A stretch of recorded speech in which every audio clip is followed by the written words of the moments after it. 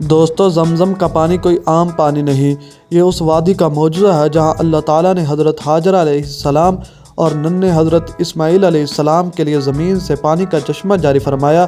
قرآن کریم میں اللہ تعالیٰ حضرت ابراہیم علیہ السلام کی وہ دعا بیان فرماتا ہے: اے میرے رب، میں نے اپنی اولاد کو ایک ایسی وادی میں بسایا جہاں کوئی کھیتی نہیں۔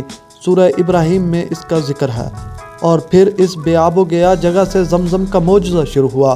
نبی کریم صلی اللہ علیہ وسلم نے فرمایا: زمزم کا پانی اس نیت کے لیے ہے جس نیت سے پیا جائے۔ اور آپ صلی اللہ علیہ وسلم نے یہ بھی فرمایا: بے شک زمزم کھانے کی جگہ کافی ہے۔